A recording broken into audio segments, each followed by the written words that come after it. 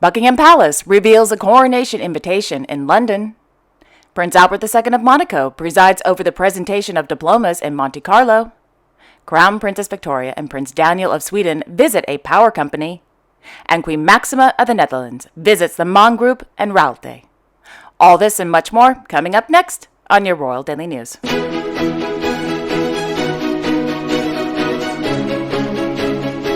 Well, good evening, everyone, and welcome to my channel. My name is Alexandra, and this is your Royal Daily News for April 5th, 2023. In Luxembourg City, His Royal Highness Hereditary Grand Duke Guillaume of Luxembourg held an audience this morning with the Secretary of State to the Holy See, His Eminence Cardinal Pietro Parolin, at the Palais Grand Ducal. During the meeting, discussions focused on European and international issues, in particular the war in Ukraine.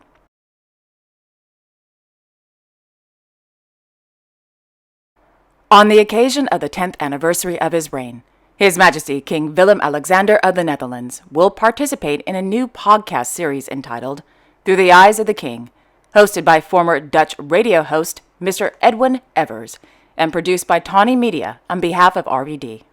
In the 10-episode podcast, His Majesty the King and Mr. Evers will take an in-depth look back on, quote, each year of his reign, beginning in 2013 and ending in 2022 and the first months of 2023.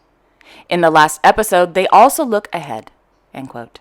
Through the Eyes of the King will debut tomorrow morning at 7 a.m. on April 6th, 2023 through May 25th, 2023 on Spotify, Apple Podcasts, and other podcast apps.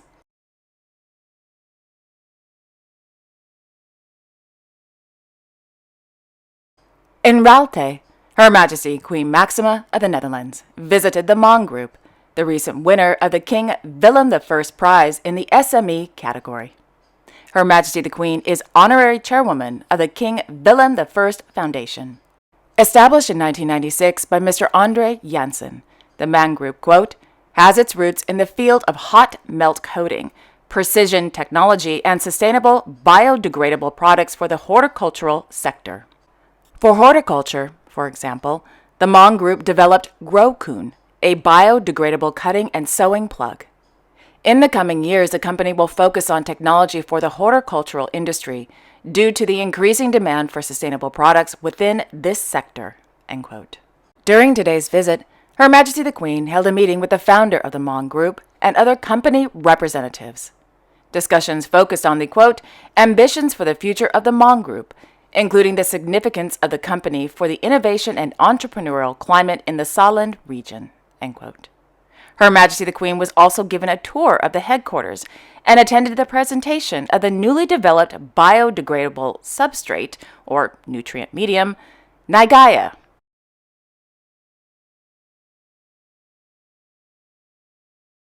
Yesterday morning in Voorschoten, His Majesty King Willem-Alexander of the Netherlands visited the site of early Tuesday morning's deadly train accident near Den Haag.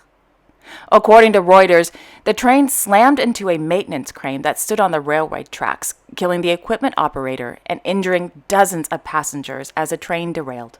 In a press conference, Mr. John Wappen, CEO of the railway infrastructure firm ProRail, noted that the maintenance work was planned and standard, but, quote, we have no idea how the crane got on the track, which was still open for traffic, end quote. The front of the carriage of the night train from the city of Leiden to Den Haag, one of the Netherlands' busiest routes, hit the crane and derailed, plowing into a field by the village of Voorschoten. According to RVD, during yesterday's visit, His Majesty the King met with local residents and emergency workers who informed His Majesty about the, quote, help they provided to the injured and other passengers, end quote. On Monday evening in Rijswijk, His Majesty the King attended an iftar banquet at the Rijswijk Community Center. His Majesty the King joined residents in the community, along with a priest and an imam, to talk about the activities in their neighborhood. According to RVD, the iftar meal was prepared by volunteers from all faiths from the World Kitchen and organized by the Welfare Rijswijk.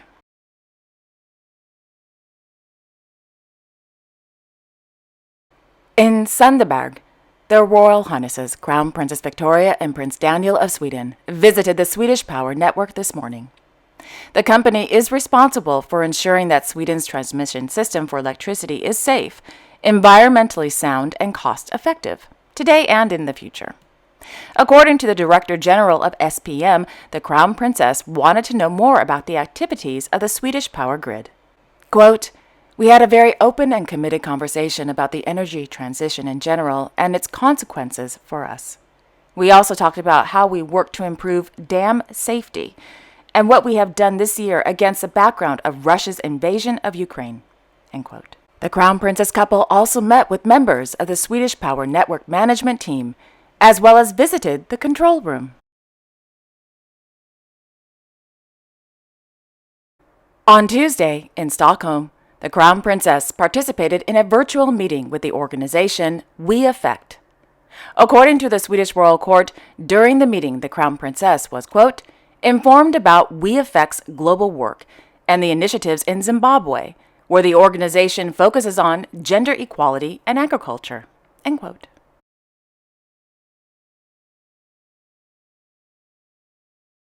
In New York City, their Royal Highnesses Prince Carl Philip and Princess Sophia of Sweden attended the 2023 World Dyslexia Assembly, WDA, held inside the David Geffen Hall at the Lincoln Center on Monday evening. According to a press release, the World Dyslexia Assembly is the, quote, world's biggest celebration of the limitless power of dyslexic thinking, end quote. Prior to attending the WDA, the Prince couple visited the Windward School on the Upper East Side to, quote, gain in-depth information on how to work with dyslexic issues locally, end quote. During the visit, the Prince couple spent time with students, administrative staff, and teachers. On Tuesday afternoon, the Prince couple attended a roundtable discussion organized by the Prince Carl Philip and Princess Sophia Foundation and held under the theme, What Potential Is There in Allowing Differences to Be the Norm? In Oman, His Majesty King Abdullah II of Jordan held a meeting with the leader of Iraq's National Wisdom Movement, Saeed Ammar al-Hakim, at Al Husseiniya Palace. During the meeting, discussions focused on the deep-rooted ties between Jordan and Iraq, with His Majesty the King stressing Iraq's pivotal role in enhancing regional security and stability. The discussion also covered expanding cooperation across various sectors in service of mutual interests, as well as the latest regional developments. Yesterday morning, in Oman, His Majesty the King and the Crown Prince met with representatives from venture capital firms at Al Husseiniya Palace. During the meeting, His Majesty the King called for focusing on the early stages of project inception and developing innovative concepts through various support programs, incubators, and workshops. His Majesty the King also underscored the importance of, quote, facilitating the work of investment funds and startups, enabling Jordan to achieve its objectives and compete globally, end quote.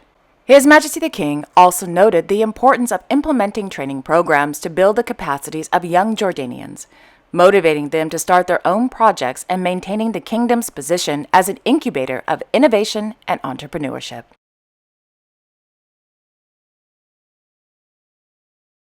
In Muscat, His Highness Crown Prince Saeed Thayezin bin Haytham Al Sayed of Oman chaired a meeting with representatives from the Oman Vision 2040 Implementation Follow-up Unit.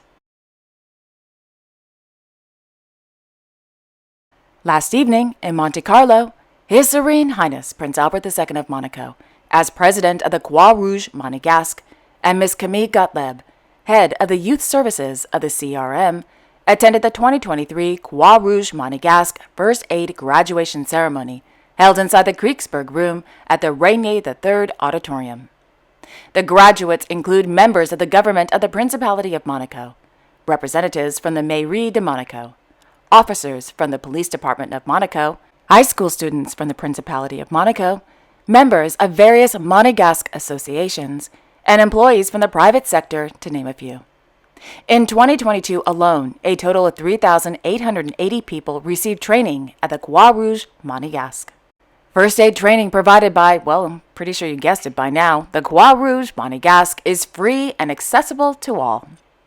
After the presentation of diplomas, the Sovereign Prince gave a speech to congratulate the graduates as well as to announce that his nephew, Mr. Louis Ducrot, and his wife, Marie, welcomed their first child earlier in the day. Quote, "My nephew, Louis Ducrot, and his wife, Marie, had the joy of being parents to a little girl."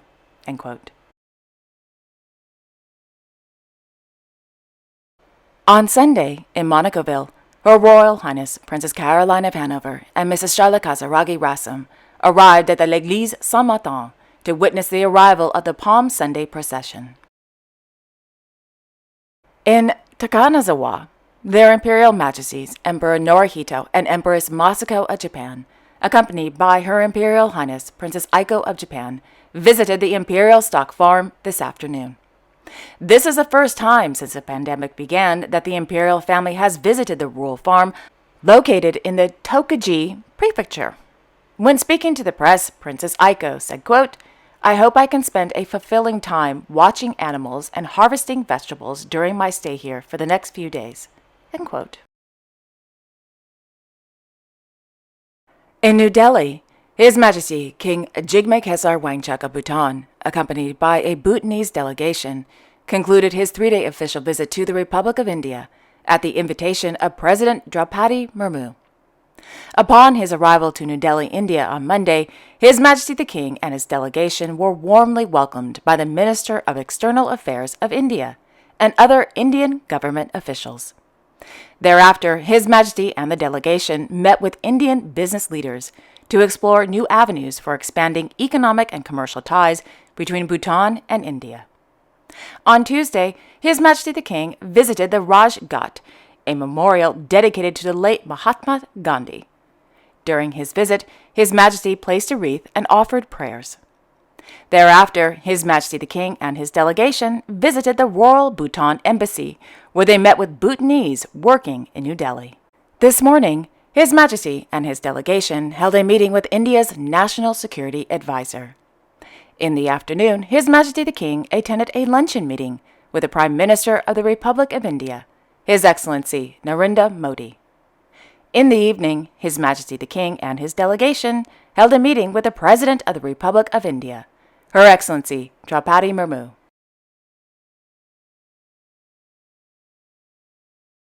In Bangkok, His Royal Highness Prince Dipankorn of Thailand, son of His Majesty King Rama X of Thailand, arrived at the Wat Ratchabopet yesterday afternoon to hold a Dharma discussion with His Holiness Somdet Phra IX, the Supreme Patriarch of the Thai Sangh. So what are Dharma discussions? Well, they are daily conversations with a Buddhist mentor who provides encouragement and inspiration to a person for their practice. I hope that made sense.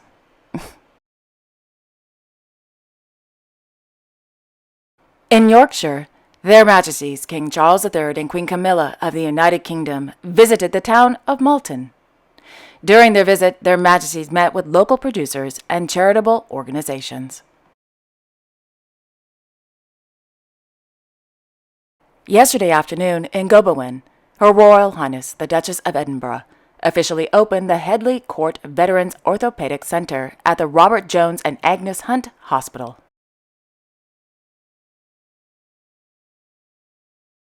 In London, Buckingham Palace released a new photo of Their Majesties King Charles III and Queen Camilla of the United Kingdom last evening.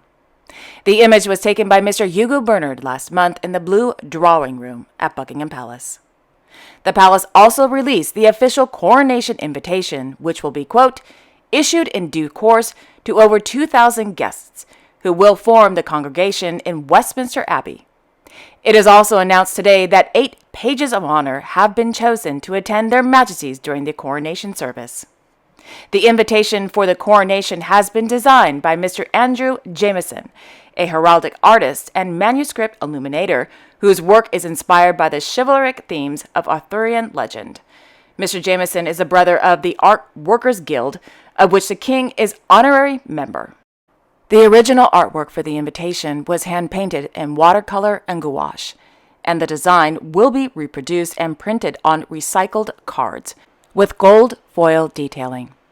Central to the design is a motif of the Green Man, an ancient figure from British folklore. On a side note, he's actually the pagan god of forests and the woodlands. Moving on. The Green Man, symbolic of spring and rebirth. Yes, that's true. To celebrate the new rain. The shape of the Green Man, crowned in natural foliage, is formed of leaves of oak, ivy, and hawthorn, and the emblematic flowers of the United Kingdom. I just have to say that's very interesting that His Majesty chose oak, ivy, and hawthorn. If you know anything about mythology and magic, you know that those latter three things are very powerful symbols. They're used for protection. Anyway, moving on. The British wildflower meadow bordering the invitation features lily of the valley, cornflowers, wild strawberries, dog roses, bluebells, and a sprig of rosemary for remembrance. Actually, once again, on a side note, rosemary is used for wisdom and protection. It is a very, very powerful plant. Moving on. Together with wildlife, including a bee, a butterfly, a ladybird, a wren, and a robin. Flowers appear in groupings of 3, signifying the king becoming the third monarch of his name. End quote. Again, I find his coronation invitation, or their majesty's coronation invitation, very interesting. A lot of powerful protection symbols in it. And if you know anything about mythology and magic, then you know. And before anybody questions me, please don't, because I know a lot about the subject of mythology and magic.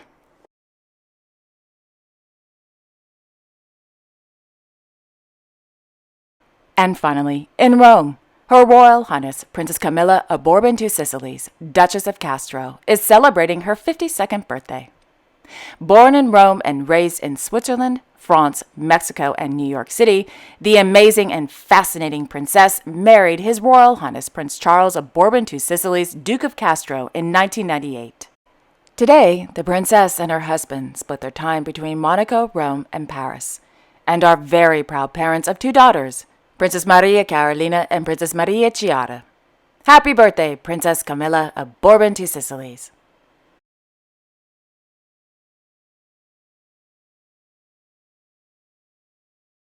And there you have it. Thank you all so much for watching. I really appreciate it. I will be back tomorrow on Thursday, April 6th, with all the latest royal news. Until then, I wish you all a wonderful evening and a great day tomorrow. And don't forget to like, share, and subscribe. Or not. That's cool. Okay. Take care, everyone. I will see you all tomorrow.